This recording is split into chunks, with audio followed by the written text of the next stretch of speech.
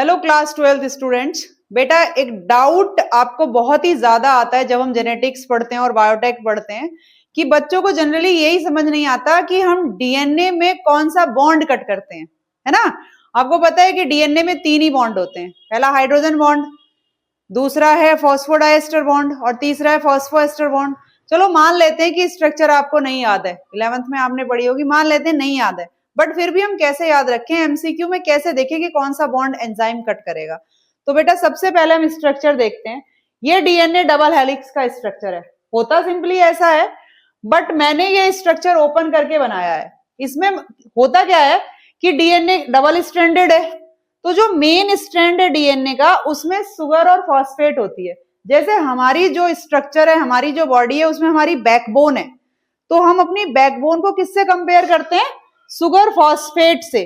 तो इसीलिए इसको बैकबोन कहते हैं कि एक ये बैकबोन है शुगर फॉस्फेट की बनी हुई है, दूसरी बैकबोन ये है शुगर फॉस्फेट की। अब इन दोनों के बीच में क्या है? हाइड्रोजन बॉन्ड अटैच है, राइट। तो एक ये बैकबोन हो गई शुगर फॉस्फेट बैकबोन, दूसरी ये बैकबोन है, और ये किससे अटैच होती है? हाइड्रोजन बॉन्ड से अटैच होती है। तो अगर ए टी के बीच है तो डबल बॉन्ड है, और जी सी के बीच में 3 हाइड्रोजन बॉन्ड है। तो मुझे बताओ कि अगर ये दोनों स्ट्रैंड सेपरेट करने हैं ऐसे, तो एंजाइम किसको कट करेगा? हाइड्रोजन बॉन्ड को। जैसे ही इसको कट करेगा ये अलग हो जाएंगे।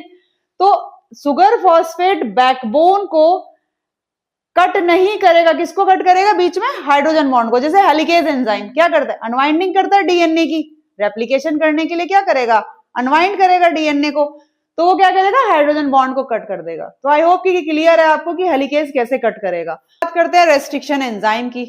अब आप बताएंगे आंसर मुझे कि रेस्ट्रिक्शन एंजाइम क्या करते हैं? GATTC को रिकॉग्नाइज करते हैं, राइट। इनमें क्या करना होता है कि G और A के बीच में कट करना है ना। ये कह देते हैं कि रेस्ट्रिक्शन एंडोन्यूक्लियस एंजाइम जो है वो कहां कट करेगा? Between G and A।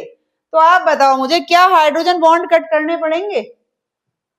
Hydrogen bond को कट करके A और G अलग हो सकते हैं? नहीं होंगे बेटा। क्यों नहीं होंगे? यहां देखो, A और T को अलग करना है तो हाइड्रोजन बॉन्ड कट कर दिया, G और C को अलग करना है हाइड्रोजन बॉन्ड कट कर दिया।